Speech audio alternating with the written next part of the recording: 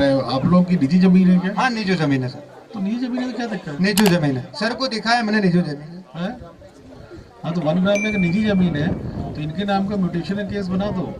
और अगर मैडम 1 ग्राम के नियम मुझे आइडिया नहीं है, देख लेना क्या है। अगर 1 ग्राम में करना है फॉरेस्ट करेगा तो फॉरेस्ट से करा लो ऊपर, या आप इनसे एनओसी ले लो उसमें।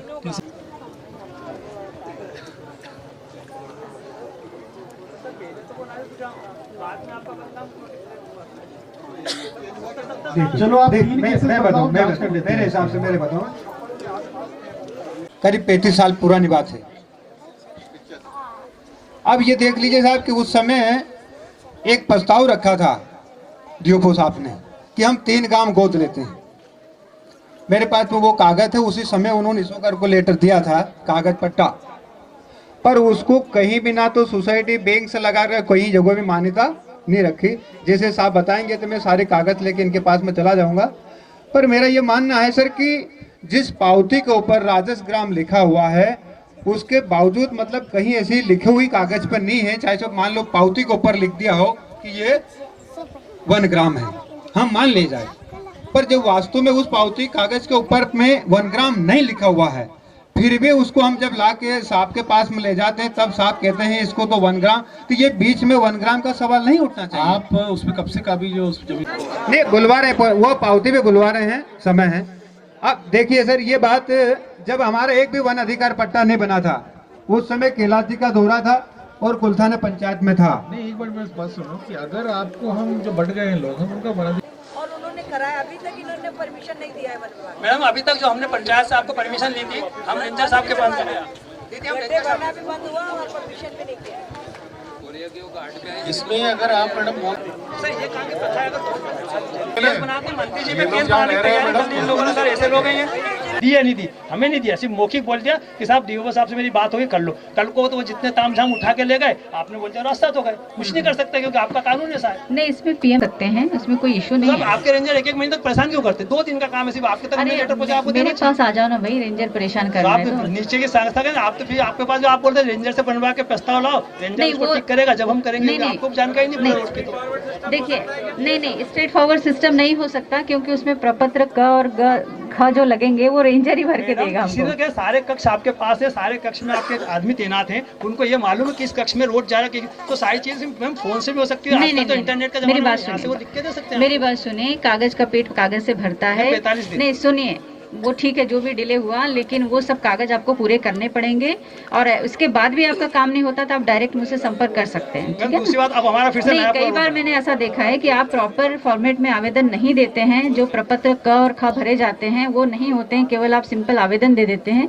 उसमें काम नहीं चलता है। कल को हमें कोई आरटीआई लगा के पूछे तो हमें भी जवाब देने लायक कंडीशन में हो, तो वो प्रॉपर एक बार यदि कोई गलती हो गई तो उसको आप ठीक करके दे दें, और फिर भी नहीं हो रहा है तो फिर आप मुझे बता दीजिए। विभाग को बोल दिए तो उसको ठीक करवा लो। मैम दूसरी बात ये कि नहीं बिल्कुल, कौन सी एजेंसी है उसमें, कौन सी एजेंसी बना रही है? हमारे सीओ साहब खुद पंचायत ही बना रहे हैं। और खा में भर के भेजो। नहीं ये मैम कई बार कैसे चलेगा? आप कहेंगी वो भरेगा, वो कहेगा आप कहेंगे। नहीं मैम, और नागरिक पर मैं ये आज के बाद यदि किसी भी जनहित के कार्य में कोई देरी हुई तो ये मेरे लिए बर्दाश्त के बाहर होगी। माननीय जिलाधीश जी, कठोरतम कार्रवाई आपको करना पड़ेगी।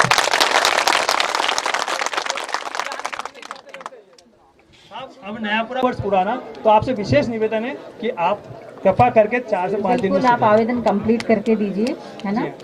जो कालाकुंड से आपसे कहा था लोग गिर रहे हैं, हाथ पैर टूटे, से भगवान से पक्का बन के आ गया है। कुछ ठेकेदारों कमी कारण वो रोड पूरा नहीं हुआ, और सर सिर्फ 3 फीट की चौड़ाई करना उसमें, तो 3 फीट की चौड़ाई के लिए भी रेंजर साहब मना करते हैं। सर अगर आदमी गिर रहा है मर रहा है तो अगर 3 फीट ना सर कोई भी पेड़ नहीं है इनका, वो सिर्फ पत्थर है, वो पत्थर के सिवा मोरम के सिवा कुछ भी नहीं, तो उसको सिर्फ सीधा कर रोड पूरा नीचे लाने में क्या तकलीफ है? ये सर ये कालाकुंड वाला मैडम आप कभी आइए, मैडम आप कभी आइए, आपसे निवेदन है कि एक बार पूरा क्षेत्र ज्यादा से ज्यादा हिस्सा वन समिति को मिला है। मेरा आपसे अनुरोध है कि अगर कोई व्यक्ति फॉरेस्ट की सीमा से अपने गांव गुजरता है और अधिकारी उसको दबाव में लेकर बोलता है कि तेरी साइकिल पे लकड़ी है, निजी जमीन भूमि में से अगर कोई सूखे वृक्ष की डाली डालकर ले जाता है और छोटा सा अधिकारी उसका केस बना देता है, बड़े पदाधिकारी हमारे निर्वाचित जनपद सदस्य, सरपंचगण, और अगर किसी अधिकारी को बोल दें तो उनकी झूठी रिपोर्ट भी वो कर देते। इतना आतंक, वन विभाग का आतंक आपने पूर्व में देखा गया है कि सम्मानित मंत्री उषा ठाकुर जी अगर किसी से दौरे से इस रास्ते से निकल रहे हैं तो एक अधिकारी झूठे आवेदन देकर थाने पे पहुंच जाता है। जनप्रतिनिधि का मऊ विधानसभा में क्या जनता की सेवा और हित में वो वहां नहीं जा सकता है? मेरा आपसे अनुरोध है कलेक्टर महोदय जी, मध्य प्रदेश शासन के मंत्री महोदय, अपने ठेस लगने के बाद इतना चुप बैठे हैं, ये आवाज मध्य प्रदेश शासन केंद्र सरकार तक पहुंचे और जनप्रतिनिधि को इतना अधिकार हो। अधिकारी वर्ग हम जानते हैं, मंत्री जी अपने स्तर से अधिकारियों से ऊपर बात करके समस्या हल करवाते हैं। यहाँ का जनपद सदस्य या सरपंच वो जनपद के हित तक वहां तक पहुंचता है। हम अनुशासन में चलते हैं। भारतीय जनता पार्टी का कार्यकर्ता, एक कार्यकर्ता इतना बुलंद होता है और सभ्यता के साथ उनकी नीति रहती है भारतीय जनता पार्टी के कि अधिकारियों से कैसा बात करें। फिर इसके बावजूद भी अगर कोई अधिकारी कर्मचारी, दीदी मैं आपसे आग्रह करता हूं कि अगर जनता जनपद सदस्य, निर्वाचित सदस्य के साथ कोई अवहेलना करेगा तो आपको हमारा साथ देना होगा। इस जनता का साथ, हम जनता के साथ में हैं।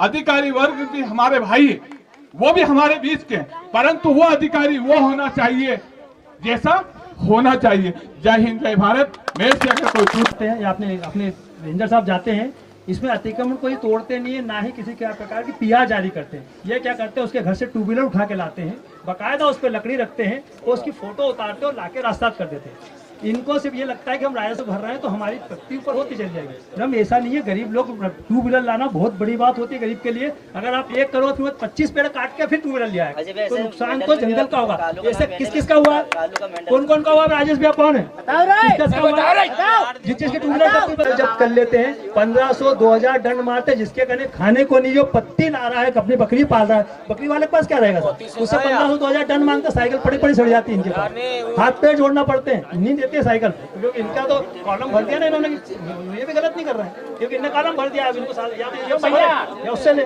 भैया।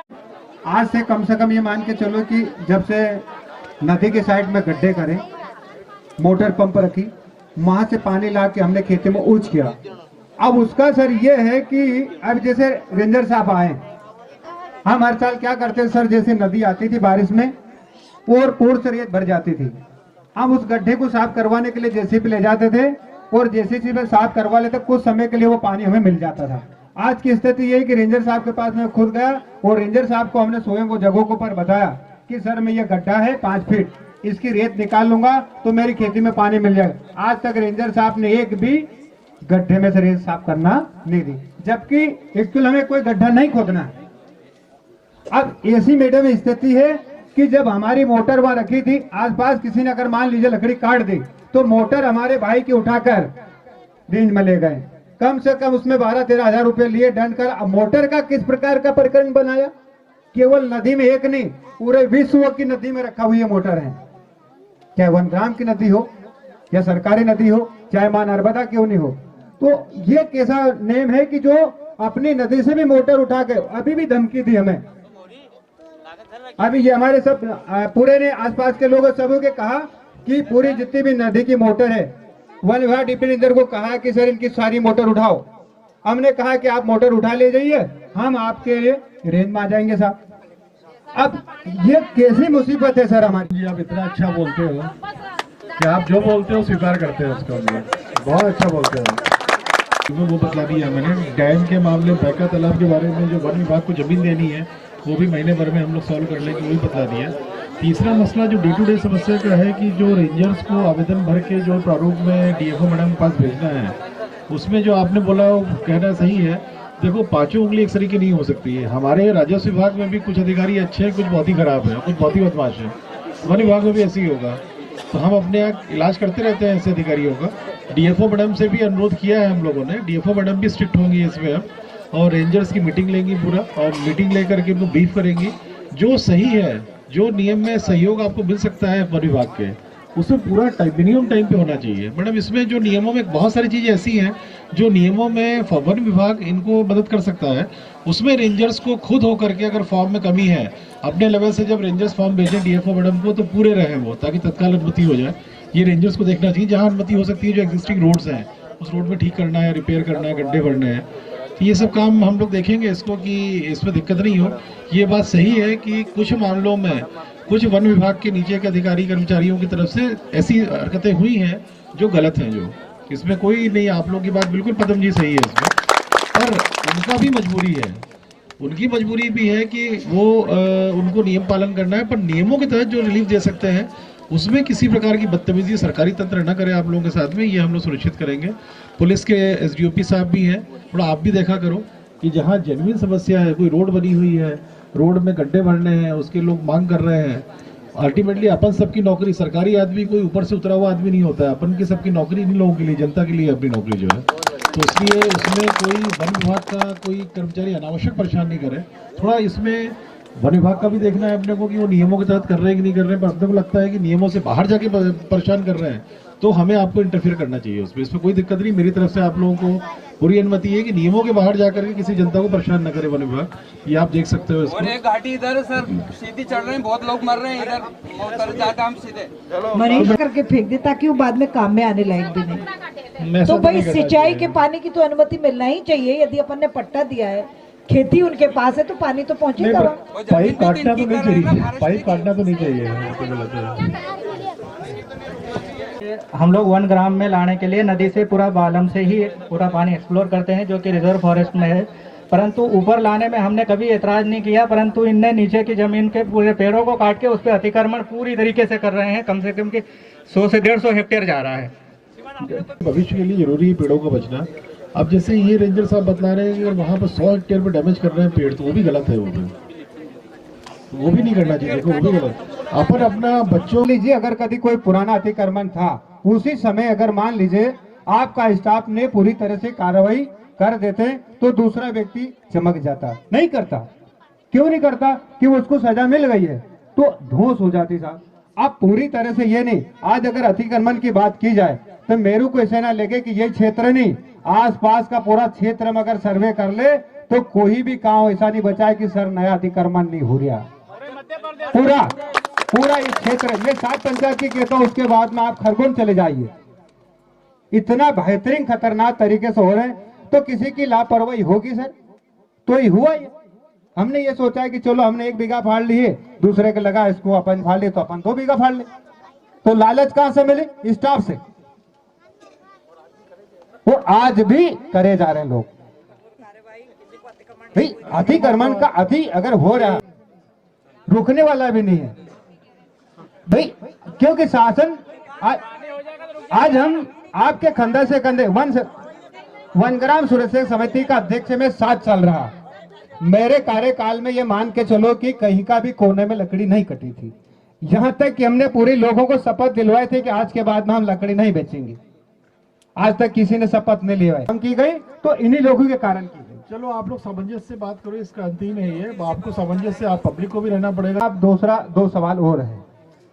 आज जो हम अगर बाहर से फोन मोबाइल करे तो आपका एक भी फोन लगने वाला नहीं, तो आपके सब लोग चिंता करते होंगे? नहीं चिंता करते, टावर भी लगवा देंगे। एक टावर हो जाएगा, चलो उसमें देख लेंगे, उसमें जो भी रिलायंस वाला होगा बात कर लेंगे। नहीं दीदी, ये दीदी तो कहेंगे कि लगवा देंगे, अब इनका तो कहना कि कहेंगे कि लगेंगे, पर यहाँ जो कार्यकर्ता है वही व्यक्ति कहे कि ये हमारी जिम्मेदारी है और ये टावर हम लगवाएं। अब उस पर हम देखें तो सही कि ये टावर लगाने वाला अधिकारी कौन है? दीदी आपके मंडल अध्यक्ष के लिए फिट केस नहीं। अब दूसरी बात यह है सर, मुख्यमंत्री जी सारा थोड़ी सी यहाँ से 7 किलोमीटर गुवाड़ी, 6 किलोमीटर साहब एक कच्ची रोड है साहब, वो अगर कभी यहाँ से हमारी बन जाती, चाहे कच्ची बन जाए, दीदी को समय दे दो आप बात करने के लिए। 2 मिनट थोड़ा ये इसकी थोड़ी रिक्वेस्ट हो जाए मैडम जी।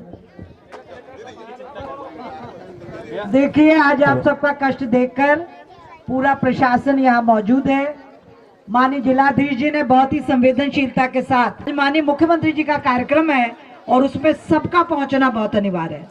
तो प्रशासनिक सभी अधिकारी प्रस्थान कर सकते हैं उस कार्यक्रम के लिए। आप सबका बहुत धन्यवाद ग्रामवासियों। और अरे भैया बैठ जाओ, अभी दीदी से बात करें, दीदी करेंगे आपसे बात, बैठ जाओ दीदी। भैया आप सभी, दीदी आपसे बात करेंगे, बैठ जाओ। सभी जनता बैठ जाएंगे। इरिगेशन डिपार्टमेंट की जो भी फॉरेस्ट की मिलनी है सब बैठो अपने जगह पर बैठे। दूसरी प्रमुख समस्या आगे थी जो रास्तों भैया जिसके पास आवेदन है वो रुके, बाकी चले जाए। जो समस्या लेके आया है जिसके पास आवेदन है वो रुक जाए, बाकी लोग चले जाए। जिन विषयों पे अभी एक वन विभाग मदद कर सकता है बजट नियमों के तहत, उसमें मिनिमम समय में करें, उसमें आम जनता को परेशानी न हो। इसके लिए यहाँ के एसडीओ सबको बोला है कि जो अधिकार है वन क्षेत्रों में लोगों का कार्य करवाने को, जिसमें फॉरेस्ट के उसमें अनावश्यक विलम्ब न किया जाए और उसमें जनता के जो भी सुविधा है उसको देख करके त्वरित निर्णय किया जाए। सर अगर यहाँ पे देखा जा रहा है आदिवासी जो बताया जा रहा है कि द्वारा बहुत वो बात रोकेगी। जो अभी भी बोला है कि जो पेड़ कट रहे हैं उसमें सब लोगों को पेड़ कटना भैया सामने से हटा, एक को हट दो भैया, सामने से हटो। अनुमति दे सकते दीदी से बात करो, जिसको आवेदन देना हो एक लोग आ जाए, अपनी समस्या बता दे। शासन प्रशासन दोनों की जिम्मेदारी है आम नागरिकों के कष्ट दूर करना। ये 7 पंचायतें यहाँ पीने के पानी के कारण बहुत दुखी और व्यथित। माननीय प्रधानमंत्री जी ने इन पीड़ाओं से ही ये संकल्प उठाया कि 2022 तक हर गांव में पीने का पानी नल के माध्यम से पहुंचेगा। पीने के पानी नल के माध्यम से पहुंचेगा, ये कार्य योजना यहाँ पर बन चुकी है। 12 महीने उनमें उपलब्धता हो। ग्रामीणों को ये चिंता थी कि नल तो डाल देंगे आप, पर यहाँ पानी तो 6-7 महीने से ज़्यादा रहता नहीं है, फिर पानी कहाँ से आएगा। तो उसके लिए भी एक बड़ा ट्रीटमेंट प्लांट यहाँ बगोदा और इसमें सिमरोल मेमदी में बन रहा है, ताकि 12 महीने 605 गाँव महू के भी सब और आसपास के जो बचे हैं 12 महीने पीने के पानी की उपलब्धता हो। उससे ज़्यादा बड़ी चिंता थी सिंचाई के पानी की, क्योंकि सिंचाई के पानी के अभाव के कारण यहाँ सब वनवासी के गेहूं जीरे के जैसे बारीकी रह गए थे। तो ये बहुत गंभीर चिंता का विषय था। बेका तालाब बनाना एक वर्षों का यहाँ सपना है इनका, पिछले 20 सालों से इनकी मांग है। मैं जब से आई हूँ 2 वर्ष से मैं सतत इस प्रक्रिया में लगी हूँ कि कैसे बेका तालाब व्यवहारिक धरातल पर उतर जाए। हमने सारी प्रक्रियाओं को पार किया। हमने जिलाधीश धार से जो जमीन राजस्व की वन विभाग को देना थी वो दिलवाई, पर कुछ 8 बीघा जमीन कम पड़ी क्योंकि वो ढलाव के कारण वन विभाग उसको ले नहीं सकता। तो 8.5 बीघा जमीन चिन्हित करने के निर्देश अभिमान्य जिलाधीश ने भी दिए और शीघ्र ही 8.5 बीघा जमीन जैसे ही वन विभाग को हस्तांतरित होगी बेका तालाब का खुदना प्रारंभ हो जाएगा। यहाँ की बड़ी समस्या जो यहाँ की है वन विभाग की है, क्योंकि जिस तरीके से लगातार हम सुन रहे थे वन विभाग काफी अति कर रहा है, उसको लेकर क्या एक ऐसा कानून बनाया जाए, बड़ी कार्रवाई। मैं भी जब से आई हूँ मैं बहुत व्यथित हूँ कि या तो वनग्राम बसाई ही क्यों जाए, और यदि बसाए हैं तो उनको मूलभूत आवश्यकताएं तो उपलब्ध कराना पड़ेंगे। भाई पीने का पानी देना पड़ेगा, रोड देना पड़ेगी, लाइट देना पड़ेगा, स्कूल आंगनवाड़ी देना पड़ेगी, नहीं तो उनके बच्चे तो वैसे ही रह जाएंगे। अब ये सब जो व्यवहारिक दिक्कतें आ रही हैं, माननीय केंद्रीय वन मंत्री से भी बात करेंगे। प्रदेश में भी कहा है कि भाई इनका कोई सार्वजनिक हल व्यवस्थित प्रकार से निकालिए कि वो प्रताड़ित ना हो, क्योंकि जब आपने पट्टा दिया वो खेती कर रहे हैं, अब खेती कर रहे हैं तो उनको पानी चाहिए और वो नदी से मोटर लगा के पाइप के माध्यम से यदि पानी ले आए तो ऐसा क्रूरतापूर्ण निर्णय नहीं होना चाहिए कि वन विभाग ने उसको काट काट के टुकड़े टुकड़े करके पटक दिया। अब एक वनवासी छोटी सी जमीन में कैसे पैसे इकट्ठा किया होगा, कैसे पाइप लाया होगा, ये व्यवहारिक विचार भी करना। वन विभाग की भी चिंता है अपनी जगह है कि वन भी सुरक्षित रहे, अतिक्रमण ना मिले। अभी आपने देखा होगा बड़ी बेबाकी से हमारे पदम भैया और सबने स्वीकार किया कि यदि पहले अतिक्रमण पे सख्ती होती तो दूसरा आदमी वन में अतिक्रमण नहीं करता। तो कहीं न कहीं वन विभाग के अधिकारी मिली जुली कुश्ती करके अतिक्रमण वन विभाग की जमीन करवाते रहते हैं और ये मनुष्यता के लिए चिंता का विषय है। यदि इस प्रकार से अतिक्रमण बेतहाशा बढ़ता रहा और अधिकारी मौन साधना के माध्यम से यहाँ जमीनों को लुटवाते रहे तो मैं सोचती हूँ आने वाले 20 साल में ना तो पीने का पानी बचेगा, आप ना शहर वाले ना गांव वाले और ना वन वाले, क्योंकि जब खेती होगी तो वही सब रासायनिक खादों से हो रही है, और जब धरती माता में जहर उतरेगा तो पीने का पानी किधर से आएगा, और वन एक को ऐसी बेतहाशा कटाई होगी तो सांस लेना भी दूभर होगा। इसकी गहन समीक्षा होगी माननीय मुख्यमंत्री जी, माननीय वन मंत्री जी, और इसका समाधान जड़ मूल से ढूंढ के इसको समाधित करेंगे और इन लोगों को कोई तकलीफ पीने के पानी की, सिंचाई के पानी की ना हो। इनकी कई तेलन गाँव और जो 2-4 जगह वन विभाग हमेशा आती करता है। साइकिल उनकी बाइक रोकेंगे, उसमें लकड़ी खोस देंगे और प्रकरण बना देंगे। वो बकरियों के लिए यदि पत्ती और झाड़ियाँ ले जा रहे हैं तो ये सब, अभी डीएफओ मैडम भी यहाँ थी, पूरे विभाग को बुलाएंगे संयुक्त बैठक की, संवेदनशील। आप अतिक्रमण करने वाले को, अपराधी को दंडित करो, कोई मना नहीं कर रहा, पर आप 90% जो आदमी सामान्य तौर तरीके से जीना चाह रहा है उसको उनके चक्कर में प्रताड़ित ना करो। दुष्टों से आपका अनुबंध है, 80% जो सामान्य वनवासी है उसका कोई दोष भी नहीं, पर दंड वो पाता है। तो इसमें आज के बाद ऐसी पुनरावृत्ति इस क्षेत्र में दोबारा नहीं होगी, ये हिदायत सबको दे दी।